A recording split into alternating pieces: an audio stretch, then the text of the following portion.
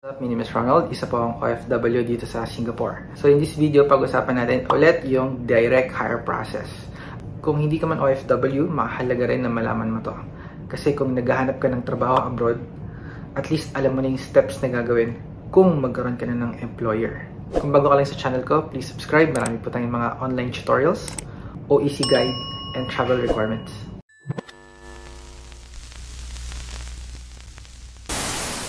Okay, so sino nga ba yung considered na direct hire? Pilipino na nakahanap ng trabaho abroad without using an agency. Nag-reply sa'yo yung employer abroad at binigyan ka ng job offer. So that is considered direct hire. Gusto ka nang kunin ng employer mo, hindi agad yun guys, hindi ganun kadali para makaalis ka ng Philippines. Magiging OFW ka na at kailangan mo nang mag-submit ng sandamakmak na documents or requirements.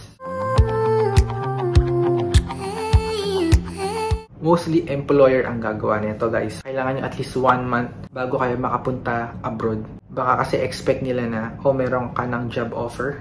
After 1 week, dapat nandito ka na. So guys, sayang naman yung opportunity. It's best na explain nyo sa employer na meron tayong sinusunod na proseso. First is, syempre yung passport nyo dapat more than 1 year or minimum 1 year yung validity. Next is yung work visa or entry visa. So guys, depende sa bansa. Sa Singapore, walang visa na required. Pero kung sa ibang bansa ka na hire, ang alam ko yung work visa and entry visa, halos pareho na rin yun. Next is yung pinakamahalaga, which is yung work contract. So parang sa Pilipinas, kapag meron kang employer, meron kayong kontrata na sinusunod. So nakasaad rito kung ano yung trabaho nyo, ano yung job responsibility, magkano yung sweldo, ano yung medical benefits, kailan ka ma-regular, and so on. So dito, ang gagawin ni employer, dadali niya sa Polo, ipapa-verify niya.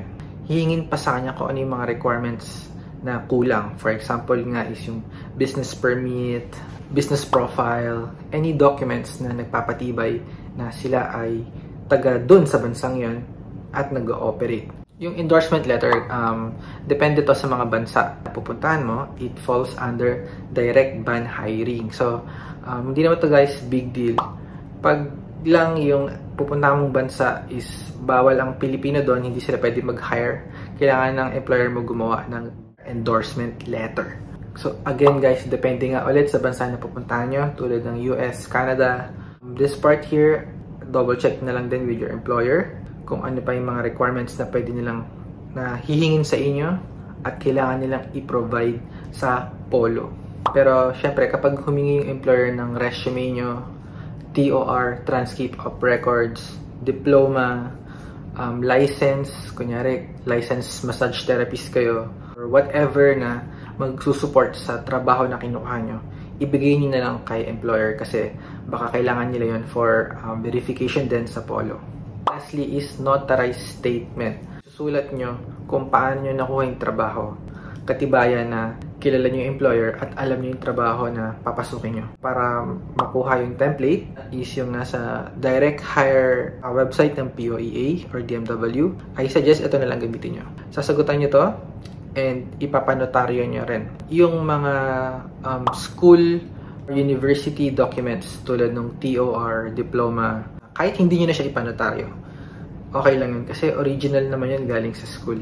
Okay, so, yun yung phase 1. Estimate, siguro pwede siyang mabot ng 1 week to 1.5 weeks. So, depende kung gaano ka-busy si employer at kung gaano ka-bilis asikasuhin ni Polo abroad. Kapag okay ng phase 1, nagawa na ni employer, kailangan na niyang ipadala sa inyo, which is phase 2. So, dito na papasok yun. Yung part nyo para i-upload sa system.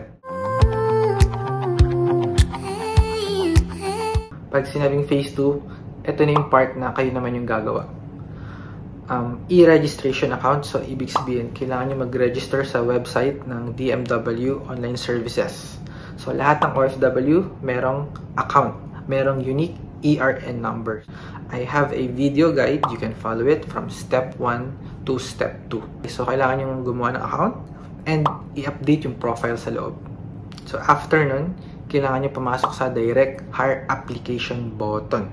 kung gusto niyo ng complete guide tungkol doon, nandun na rin mismo yon sa DMW website, nasa POEA website.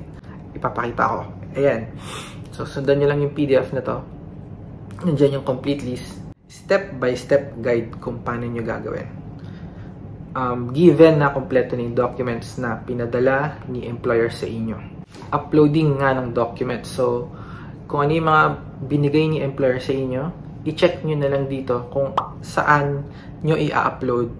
So, straightforward to guys. Basahin nyo at intindihin nyo yung ibig sabihin ng English word. Kung ito ba yung notarized statement, ito ba yung work visa, additional documents, work contract. So, once na ma-upload nyo lahat, hihintayin nyo yung reply ng POEA officer kung sino ang mag-a-assess or mag-a-assist sa inyo online. So, meron lang akong tip. Kung yung mga document nga is dumating sa inyo, di ba, hard copy, mga original document, kailangan nyo siyang scan or picturean nyo isa-isa at gawin yung PDF. So, I strongly recommend pumunta kayo sa I Love PDF, gagawin yung PDF yung image. So, mas madali para sa inyo i-attach yung document. Along the process nga ng pag-a-upload nyo, dito nyo na rin makikita kung kailan hahanapin yung medical certificate, kung ano bang kukunin nyo, PEOS ba or PIDOS. So, pwede nyo kunin to pareho online.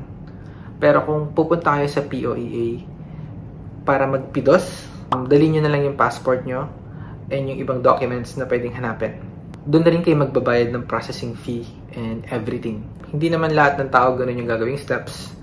Guys, kung pupunta kayo ng POEA at some point during the direct hire process, magdala kayo ng 7,500 or maybe just bring 8,000. Okay? Kasi ito yung babayaran nyo sa POEA. Nandiyan yung processing fee, Pag-ibig, and OWA membership. So, yung OEC, kasama na rin dyan. Lilitaw na rin sa account nyo online. Lalabas dun sa direct hire account nyo. Pwede nyo nang i-print yung OEC. Next naman is yung paglalabas sa akin ng Philippines. So, may time na kailangan yung pumila sa POEA counter or OFW counter to double check your documents. Yan. So, as first timer OFW, kailangan nyo ipakita yung work visa, palabas ng Philippines, OEC, verified work contract, PIDOS, everything na ginawa nyo at in-upload nyo. So, once ma-complete nyo yung phase 2 guys, wala na kayong problema. Just make sure na tama yung mga information nyo. Congratulations kung nakakuha ka ng trabaho abroad as direct hire. Sana nakatuloy yung video. Just comment lang kung mayroon kayong tanong and I will reply to you guys as soon as possible. Kung nandito ka pa rin, you're still watching, maraming salamat. Please support my channel. Shout out sa mga nag-subscribe. I will see you on my next video.